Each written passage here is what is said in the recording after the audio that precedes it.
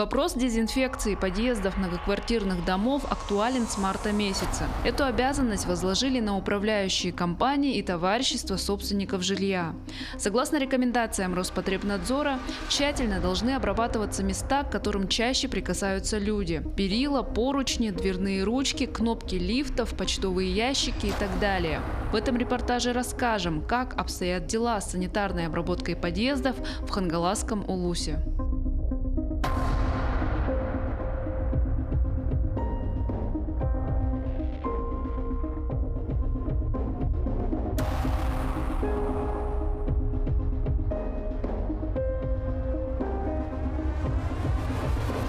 Большее количество многоквартирных домов Улуса сосредоточено в городе Покровске.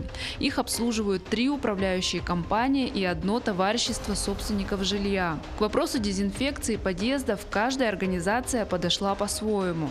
Например, управляющая компания «Покровское предприятие жилищно-коммунальных услуг» обеззараживает подъезды в 14 многоквартирных домах ежедневно, кроме выходных. Работники в количестве 10 человек опрыскивают хлорсодержащим раствором контактные места.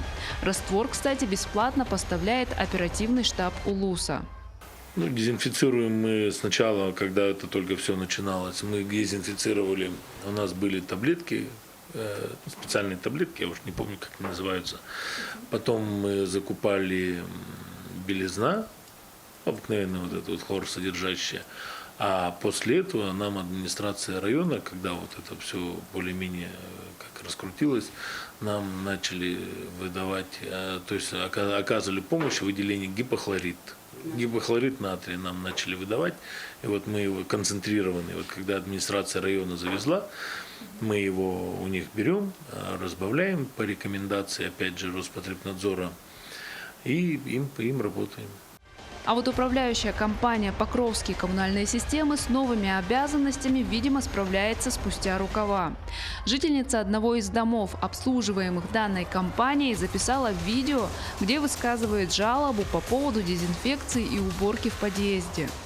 Мы сейчас находимся улица Брякский фонд, дом 25/1. У нас даже графика дезинфекции нету. Поставили почему-то на каждом этажу стеклянку с хлоркой. Не знаю зачем, что нужно делать этой хлоркой. И вообще у нас, кажется, не убираются целую неделю примерно. Хотя мы звонили в УК и говорили, что убирается каждый день в 5 часов утра. Но, как видите, грязь как была, так и лежит. Справедливости ради отметим, что отсутствие дезинфекции и уборки в подъездах может быть связано с нехваткой персонала, согласного работать во время пандемии. Причины разные. У кого-то проявилась аллергия на хлор, другой не захотел перерабатывать без доплаты, третий отказался подвергать себя риску заражения. Чтобы стимулировать работников коммунальных служб города, дезинфицирующих подъезды, администрация Покровска назначила им доплаты из местного бюджета. Их должны получить в конце мая 25 человек. На прошлой неделе подписали договор с администрацией города, в которой там, за исключением, за минусом, то есть налогов определенных, люди получат доплату. В среднем там какая доплата? Там сумма, там оговаривается, это договор же оказания услуг, поэтому там 5000 на человека. Спецформа с эмблемой «Якутцемент», многоразовая маска, резиновые перчатки и плечевой опрыскиватель. В такой боевой экипировке обеззараживают подъезды работники управляющей компании «Теплый дом» в поселке Махсагалло. Форму и опрыскиватели им выдало градообразующее предприятие «Якутцемент». В нашем управлении 29 многоквартирных домов и 7 из них товарищества собственников жилья. А в штате у нас получается 10 дворников. И все эти дома они? Все эти дома, конечно, они обслуживают. Но, несмотря на доплаты и оснащение средствами защиты и дезинфекции, управляющие компании обеспокоены сокращением коммунальных платежей от населения. Например, по итогам за апрель месяц Покровское предприятие жилищно-коммунальных услуг недополучило до 40% отчислений. Самая главная на сегодня проблема, дело в том, что для нас катастрофически упал сборы, сборы, то есть граждане не перестали, я не могу сказать, что перестали, но значительно сократилась эта оплата коммунальных, жилищных услуг, да, с которых мы живем. Хочу отметить, что мы существуем только на те деньги, которые заплатят люди за свое жилье. У нас нету никаких ни государственных, ни субсидированных, никаких, у нас поступлений никаких нету в принципе, да. Вот, так получилось, что за апрель месяц мы выдали зарплату в полном объеме. Вот, за май месяц, я сомневаюсь. Но если так будет продолжаться дальше, то я не знаю. Тем временем на недавнем совещании с главами районов в режиме видеоконференц-связи Айсен Николаев поручил усилить дезинфекцию жилых домов, а также общественных пространств и улиц в городах и селах республики.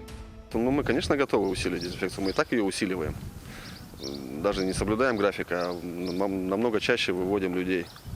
Конечно, мы готовы сотрудничать по любым усилениям, но нужны какие-то финансовые средства. Мы свои функции, как управляющая компания, мы исполняем, невзирая ни на что, ни на то, что там сократились платежи и так далее.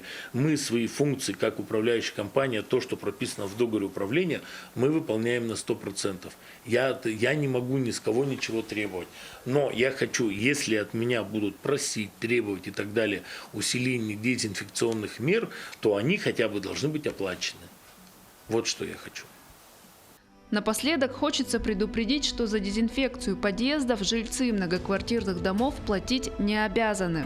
Если вдруг заметили, что управляющая компания включила санитарную обработку подъездов в платежный документ в качестве новой статьи расходов, или мероприятия по дезинфекции проводятся некачественно или вовсе не проводятся, то вы можете сообщить об этом в местную администрацию или позвонить в единую дежурно-диспетчерскую службу.